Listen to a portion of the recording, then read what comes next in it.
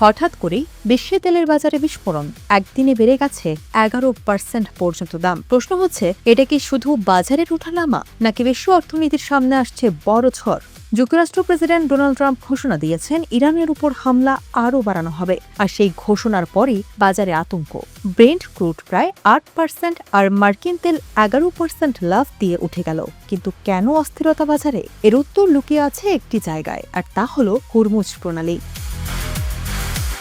বিশ্বের মোট তেল ও গ্যাসের প্রায় 20% এই সরু জলপথ দিয়ে যায়। মানে এই একটি পথ বন্ধ হলেই বিশ্বের জ্বালানি সরবরাহে বিশাল ধাক্কা। বাস্তবতা হলো, ইরান কার্যত এই রুটে বাণিজ্যিক চলাচল বন্ধ করে দিয়েছে। এটা তাদের পাল্টা জবাব যুক্তরাষ্ট্র ও মিত্রদের হামলার বিরুদ্ধে।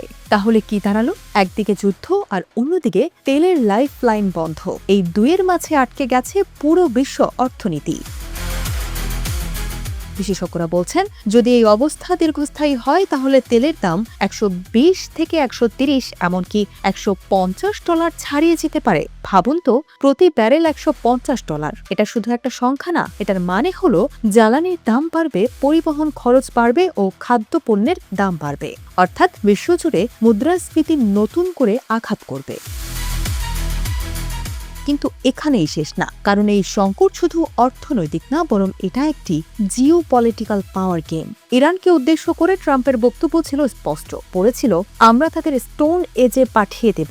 এই ধরনের ভাষা কি শুধু হুমকি ছিল, নাকি এটি একটি বড় কৌশলের অংশ?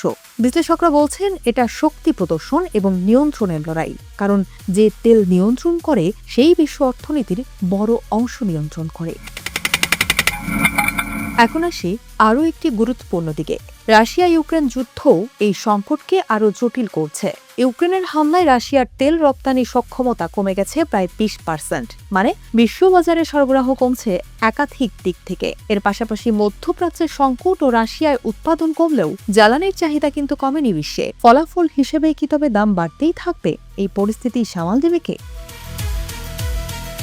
ব্রিটেন ইতিমধ্যেই 40টি দেশকে নিয়ে বৈঠক করছে কিভাবে হরমুজ খুলে দেওয়া যায়। কিন্তু আশ্চর্যের বিষয়, এই বৈঠকে যুক্তরাষ্ট্র নেই। তাহলে কি বিশ্ব শক্তিগুলোর মধ্যে মতবিরোধ তৈরি হচ্ছে? অন্যদিকে ওপেকভুক্ত দেশগুলো ভাবছে উৎপাদন বাড়ানোর কথা, কিন্তু বাস্তবতা হলো হরমুজ বন্ধ থাকলে উৎপাদন বাড়িয়েও লাভ কম। কারণ তেল বের হবে, কিন্তু পৌঁছাবে কিভাবে?